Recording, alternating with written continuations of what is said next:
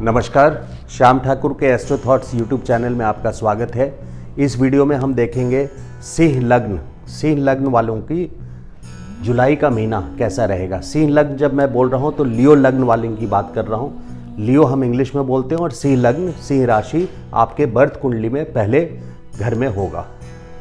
सिंह राशि अगर आपकी है और चंद्रमा कहीं और है किसी घर में और बाकी 11 घर में, इसको छोड़ के, तो ये वीडियो आपके लिए 50% एप्लीकेबल होगा। अगर आपका चंद्रमा भी यही है और सिंह राशि है या चंद्रमा नहीं भी है तो भी अगर 5 नंबर आपका पहले घर में लिखा है तो ये आपका सिंह राशि आपकी पहली लग्न है। तो सिंह लग्न वालों के लिए ये वीडियो है।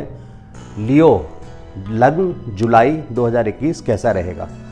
आपका लग्नेश देखिए, सूर्य लाभ स्थान पे है। लाभ स्थान पे ये 15 जून से 15 जुलाई निश्चित तौर पे आपके लिए एक अच्छा महीना रहा होगा, जिसमें लाभ आपको मिलने की पूरी उम्मीद है 15 जुलाई तक।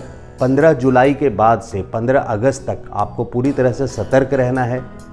इस समय शनि सूर्य का अपोजिशन भी है, बहुत सतर्क रहना होगा। खास करके 15 से 20 जुलाई तक और भी ज़्यादा, क्योंकि मंगल भी वहाँ पर हैं। तो रोग से, दुश्मनी से, गुप्त शत्रु से, कोर्ट के डेट्स हों, इन डेट्स को आप अवॉइड करें। अगर आपके कोर्ट के डेट्स पहले से हैं तो आप उस डेट्स को पोस्टपोन आगे करने की कोशिश कीजिए।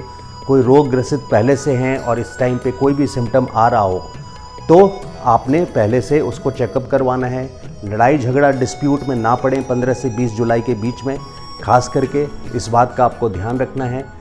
15 से 20 जुलाई आपके लिए क्रिटिकल पीरियड है, उस केयरफुल रहने के मोमेंट पे।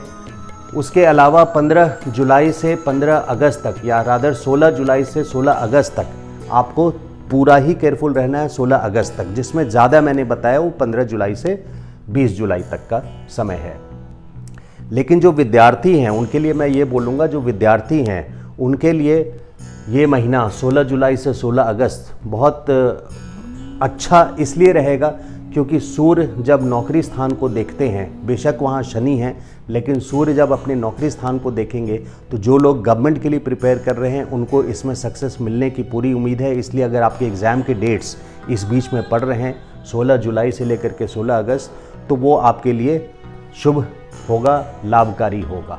तो गवर्नमेंट से रिलेटेड, हालांकि लोग बोलते हैं कि सूर्य लग्न में हो या आपके हाउस ऑफ इनकम में या आपके लाभ स्थान में, लेकिन सूर्य का यहाँ 6ठे स्थान को देखना, 12वें स्थान से, द्वादश भाव से 6ठे स्थान को देखना गवर्नमेंट जॉब, नौकरी को एक एक्टिवेट करते हैं। तो वहाँ से आपके लिए एक लाभ वाली स्थिति उस तरीके से बनती है।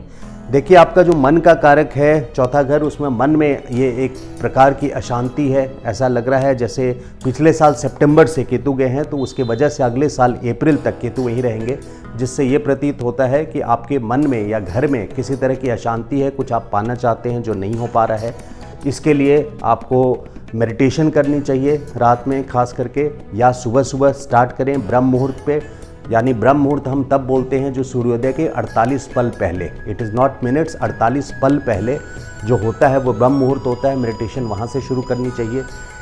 देखिए, आपका जो मंगल है, मंगल आपके लिए बहुत शुभकारी प्लैनेट है क्योंकि केंद्र त्रिकोण का लॉर्ड है।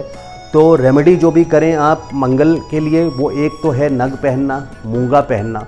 मूंगा आप चांदी में पहने या तांबा में पहने या गोल्ड में पहने, इसकी डिसीजन आपकी बर्थ कुंडली पे होती है। बट मूंगा जनरली आपके सिंह राशि वालों के लिए गोल्ड में पहने तो अच्छा रहेगा। और मूंगा पहनना आपका अनामिका फिंगर होता है, इसमें मूंगा पहन सकते हैं मंगलवार के दिन से। और दूसरा आपका है हनुमान चालीसा। हनुमान चालीसा आप मंगलवार से शुरू होकर के अगर डेली उसका पाठ करेंगे तो आपके लिए खास करके लाभदायी होगा। खास करके ऐसे दिनों में जैसे 15 से 20 जुलाई का डेट मैंने बोला है वो काफ़ी चैलेंजिंग डेट्स होगा। बाकी 15 अगस्त तक ही सिंह राशि वालों को केयरफुल रहना है। हालांकि आपका शुक्र 17 जुलाई से लग्न में आएगा तो कुछ कंफर्ट्स भी देंगे। 17 जुलाई से 10 अगस्त तक आपके लिए ऐसा भी प्रतीत हो सकता है कि थोड़ा कंफर्टेबल डेट्स हैं, लेकिन आप इसको अवॉइड नहीं कर सकते कि किसी न किसी तरीके से कुछ चैलेंजेस, बड़े चैलेंजेस आपके लाइफ में आएंगे 15 अगस्त तक। तो उस डेट तक आपने केयरफुल रहना है। देखिए, सिंह राशि वाले अपने आप में बहुत रिस्पेक्ट पसंद इंसान होते हैं। वो कभी भी इंसल्ट बर्दाश्त नहीं कर सकते और अपने क्षेत्र में वो जहाँ रहते हैं वो यही चाहते हैं कि लोग मुझे रिस्पेक्ट करें। अगर आपने उनको इंसल्ट कर दिया तो वो आपके होके नहीं रहेंगे।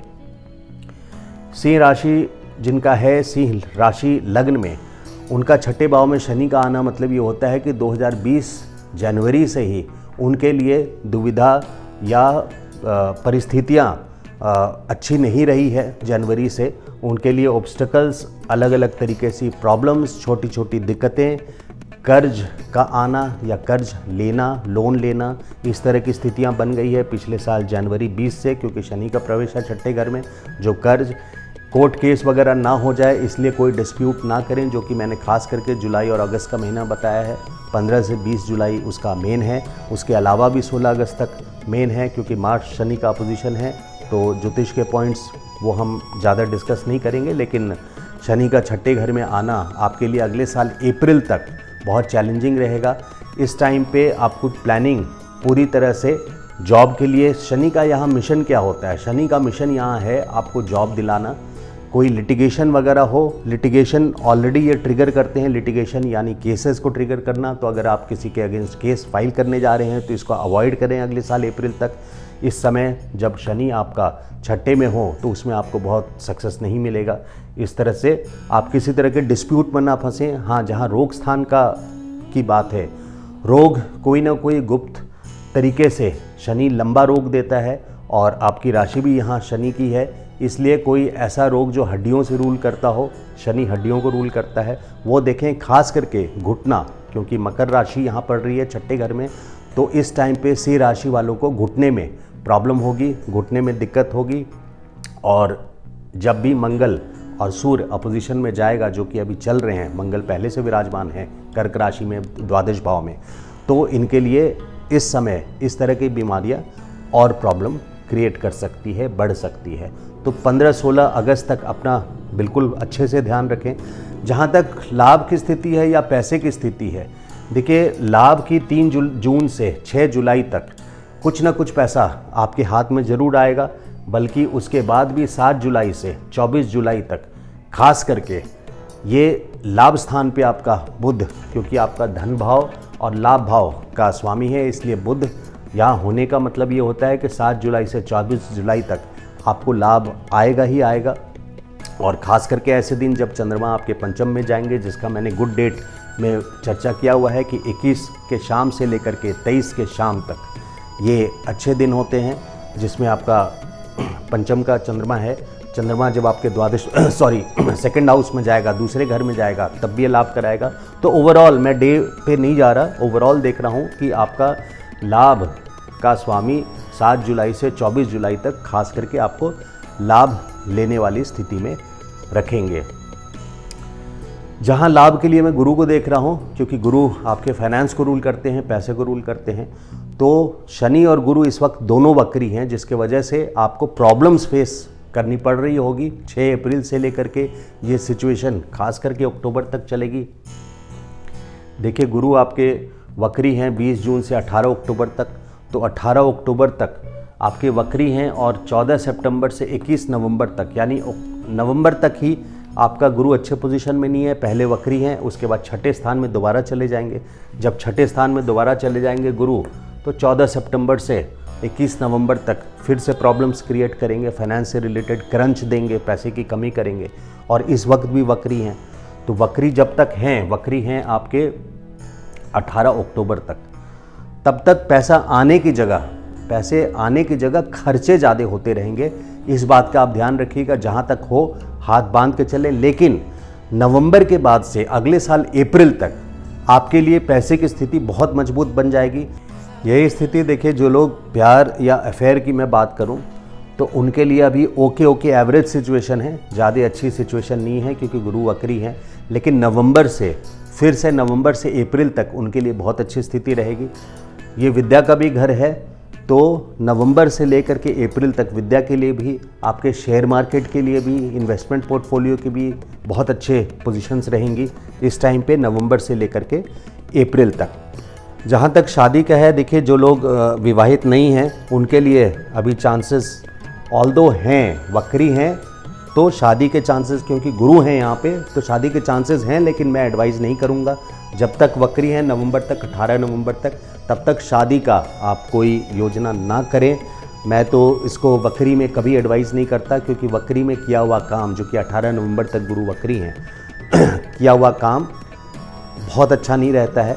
कई बार समय से पहले वो एंड हो जाता है, वो परमानेंट काम नहीं होता है, इसलिए मैं एडवाइस नहीं करूँगा। नवंबर के बाद से लेके अगले साल अप्रैल तक आप अपनी और विवाह के होने की पूरी संभावना बन जाती है। शेयर मार्केट भी आपके लिए उसी टाइम पे अच्छा रहेगा। स्टूडेंट्स के लिए भी खास करके जो रिजल्ट्स उनको मिलेंगे वो इस साल नवंबर के बाद से लेकर के अगले साल अप्रैल तक बहुत अच्छे। देखिए, कर्म स्थान पे आपका राहु है, ऐसा ज्योतिष में कहा जाता है, राहु जिसके 10 में दुनिया उसके बस में। बट आप लिटरली इसको नहीं लीजिए, बिकॉज बाकी सारे प्लैनेट्स भी आपको इसमें इफेक्ट करते हैं। तो राहु लेकिन फिर भी बहुत अच्छे पोजीशन पे है। इसमें हम ये देखते हैं कि राहु का देने का तरीका क्या है कि वो छीन करके भी आपको किसी तरह से, चाहे कोई भी रास्ता अपनाना पड़े, गुरु नहीं है कि आपके सीधे रास्ते से ही आपको रिजल्ट देंगे, ये किसी भी रास्ते से, चाहे 2 नंबर के रास्ते से, लेकिन रिजल्ट ला करके देंगे अगले साल अप्रैल तक। पिछले साल सितंबर से राहु का दशम स्थान में जाना हुआ है, कर्म स्थान में जाना हुआ है, और अगले साल अप्रैल तक ये आपको निश्चित तौर पे, जहाँ तक आपकी प्रोफेशन में आपकी प्रमोशन है, या प्रोफेशन में लगना है, या जॉब पाना है, इसके लिए ये बहुत अच्छा टाइम है। खास करके जो मैंने बताया कि 16 अगस्त तक, 15 जुलाई से 16 अगस्त, 15 अगस्त तक सूर्य भी यहाँ रहेंगे। तो जो लोग गवर्नमेंट के लिए प्रिपेयर कर रहे हैं या तैयारी कर रहे हैं, उनके लिए ये टाइम बहुत क्रिटिकल होगा। अगर आपके पेपर इस बीच में पड़ रहा है तो इसको आप पॉजिटिव लेकर के चलें।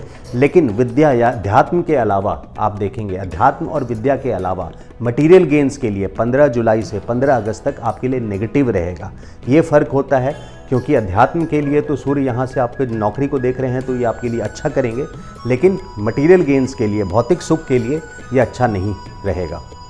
इसके अलावा मैंने कुछ डेट्स निकाले हैं आपके लिए। 15 से 20 जुलाई मैंने हर वक्त बताया आपको, क्योंकि मंगल है और सूर्य भी रहेंगे। इन दोनों वजह से 15 से 20 जुलाई शनि के ऑपोजिशन में मंगल और सूर्य दोनों रहेंगे, 12 घर में रहेंगे। तो ये बहुत केयरफुल रहने वाला डेट है 15 से 20 जुलाई।